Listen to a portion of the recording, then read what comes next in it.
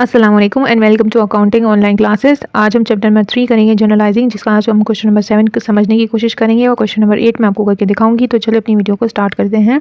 इसकी पहली ट्रांसैक्शन है मार्च 1 को जो हुई थी, स्टार्ट बिजनेस विद कैश ₹50,000 से बिजनेस स्टार्ट किया गया था। तो उसकी फर्स्ट एंट्री क्या होगी? कैश विद अमाउंटेड टू ₹50,000 और कैपिटल को हम क्रेडिट साइड पे लिखेंगे बाय अमाउंटेड ₹50,000 और इसकी नरेशन हम लिखेंगे to record the cash brought into the business. यहाँ कैश भी इंक्रीज़ हुआ है तो जो कि हमारा एसेट है, तो इसलिए हमने इसको डेबिट में लिखाया है। और कैपिटल हमारी ओनर इक्विटी है, ये भी इंक्रीज़ हो रही है, तो इसको हमने क्रेडिट में लिखा है। डिपॉजिटेड इनटू बैंक में पैसे जमा करवाए गए थे 25,000 से, तो बैंक को हम डेबिट लिखेंगे बाय अमाउंटेड टू ₹25,000 और कैश को हम क्रेडिट करेंगे 25,000 से, क्योंकि जो है कैश हमारे पास से बैंक में चला गया है, तो इसलिए बैंक को हम इंक्रीज़ करेंगे और कैश को हम डिक्रीज़ करेंगे क्रेडिट में डालकर। 2 मार्च को हुआ था गुड्स परचेज फॉर कैश, जो है परचेजेस की गई थी कैश पर। तो ये सिंपल है, पहले भी आप कर चुके हो। परचेजेस आप डेबिट साइड पे लिखोगे और कैश आपके पास से चला जाएगा बाय अमाउंटेड टू ₹20,000 और इसकी आप नरेशन लिखोगे to record goods purchase for cash. Third transaction है आपके पास purchase furniture and paid by cheque. Furniture ख़रीदा गया था और चेक के थ्रू पेमेंट की गई थी अमाउंटेड टू ₹7,000।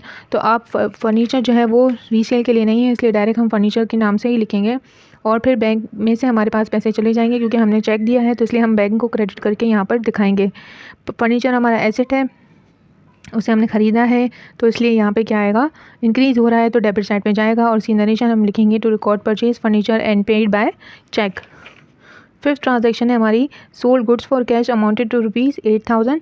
ठीक है, तो यहाँ पे आप लिखोगे कैश आपके पास से आएगा और आपने सामान बेचा। सेल्स आपका रेवेन्यू होता है, जब भी इंक्रीज़ होगा वो क्रेडिट साइड पे आएगा, तो उसको आप 8,000 से लिखोगे और उसकी नरेशन लिखोगे to record sales for cash. 8 में लिखा हुआ है सोल्ड गुड्स टू बी, यहाँ पे सेल्स की गई हैं, बी को कितनी बेची गई हैं, सेल्स की गई हैं अमाउंटेड टू ₹5,000। यहाँ पे जो है बी का नाम मेंशन है और कैश तो लिखा हुआ नहीं है, इसका मतलब ये क्रेडिट ट्रांसैक्शन है। तो आप क्या लिखोगे? अकाउंट रिसीवेबल लिखोगे डेबिट साइड पे, उसका नाम लिखोगे बी और 5,000 से उसको इंक्रीज़ करोगे। और जो है सेकंड में आप क्या लिखोगे? क्रेडिट साइड पे आप क्या करोगे? सेल्स करोगे, आपका रेवेन्यू इंक्रीज़ हुआ है बाय ₹5,000, तो इसलिए आप इसको लिखोगे। अब यहाँ पे आप क्या नरेशन लिखोगे? To record goods sold on credit. अच्छा, अब 12 डेट को क्या हुआ है? Goods purchase from X, purchases की गई हैं एक्स से अमाउंटेड टू ₹7,000। ठीक है, तो यहाँ पर भी जो है कैश नहीं लिखा हुआ है और नाम भी मेंशन किया हुआ है, इसका मतलब ये भी क्रेडिट ट्रांजैक्शन है। तो आप परचेजेस डेबिट साइड पे लिखोगे बाय अमाउंटेड टू ₹7,000 और अकाउंट पेएबल एक्स का मेंशन करोगे 7,000 से।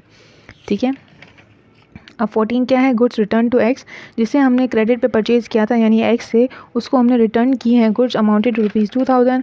तो आप क्या करोगे? अपना लायबिलिटी को कम करोगे। अपनी लायबिलिटी को आप क्यों कम करोगे? क्योंकि आपने क्रेडिट पे परचेजेस की थी, अब आप सामान वापस करने गए हो, तो आप अपनी लायबिलिटी को कम कर दोगे, क्योंकि जो सामान आपने वापस कर दिया है उसकी आपको पेमेंट नहीं करनी है। ठीक है, तो कम करनी है, रिड्यूस हो जाएगी अब आपकी अमाउंट, लायबिलिटी आपकी रिड्यूस होगी बाय ₹2,000, इसलिए अकाउंट पेबल को आप डेबिट साइड पे लिखोगे डिक्रीज़ करने के लिए 2,000 से और परचेज रिटर्न आप रिकॉर्ड करोगे, क्योंकि आपने वापस कर दिया था उसका सामान। वो कितने का था? उसकी प्राइस क्या थी? 2,000। 16 के अंदर है sold goods to Y for cash. देखिए यहाँ पे वाई मेंशन भी किया हुआ है और कैश भी मेंशन किया हुआ है, तो हम कैश को ही कंसिडर करेंगे, इसको क्रेडिट नहीं मानेंगे हम। ठीक है, तो यहाँ पे क्या आ गया? अमाउंट ₹4,000। तो 16 ट्रांजैक्शन में आप क्या लिखोगे? कैश लिखोगे और सेल्स लिखोगे, क्योंकि कैश में सेल्स हुई हैं इसलिए आप कैश डेबिट साइड पे लिखोगे और सेल्स आपका रेवेन्यू है, इंक्रीज़ हो रहा है, तो क्रेडिट साइड पे जाएगा बाय अमाउंटेड टू ₹4,000। इसकी नरेशन आप लिखोगे to record goods sold for cash. 18th में देखो, आप देखो लिखा हुआ है cash receive from mister P ₹4,500 and discount allowed ₹500।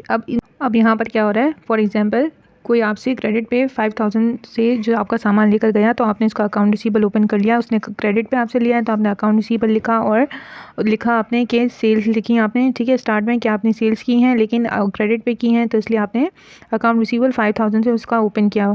ठीक है, वो कौन था? वो बी था, जिससे आपने जो है सामान क्रेडिट पे आपने दिया था। ठीक है, जब वो वापस आता है आपको पेमेंट करने आता है, क्योंकि उसके 5,000 उसने आपको देने हैं। ठीक है, तो वो कितने देने आता है आपको? ₹4,500 देने आता है और कहता है कि 500 का मुझे डिस्काउंट दे दो और मेरी जो है अकाउंट रिसीवेबल यानी सेटलमेंट पूरी कर लो।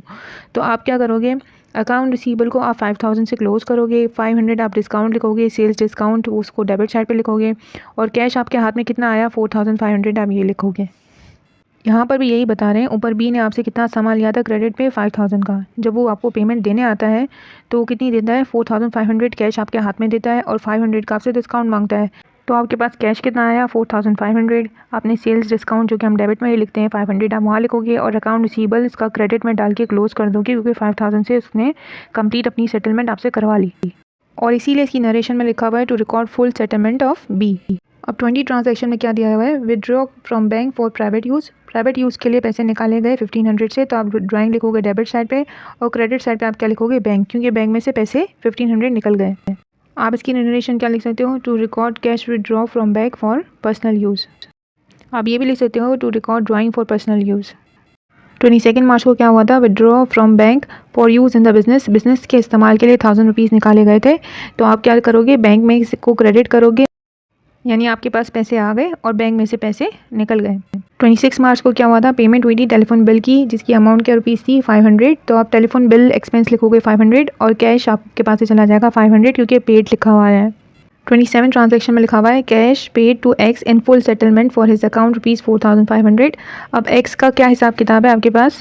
अब आप ऊपर देखो, एक्स से आपने परचेजेस की थी रुपीज़ 7000 से, ठीक है। फिर आपने उसको कुछ गुड्स वापस कर दी थी उसकी, तो कितनी हो गई थी, 2000 से आपने उसे वापस कर दी थी। तो अब आपकी लायबिलिटी कितनी हो जाती है उसको, यानी आपको कितनी पेमेंट उसको करनी है, 5000 की, यानी 5000 की आपको उसके साथ सेटलमेंट करनी है। अब आप क्या करोगे, अकाउंट पेबल जो है वो 5000 से क्लोज कर दोगे, क्योंकि सेटलमेंट करनी है आपको ऊपर अमाउंट पता चल गई कि 5000 से आपको क्लोजिंग करनी है, ठीक है। आप उससे बात करके आ गए थे, आपने उसके कैश उसके हाथ में कितने दिए 4500 और परचेज डिस्काउंट आपको ने कितना मांगा उससे 500, ठीक है। आप 5000 में से 4500 सब्ट्रैक्ट करोगे तो आपको ऑटोमेटिकली 500 का परचेज डिस्काउंट पता चल जाएगा और वैसे भी फुल सेटलमेंट हो गई, बराबर हो गए डेबिट और क्रेडिट। और इसकी नरेशन में आप लिखोगे to record full settlement of x.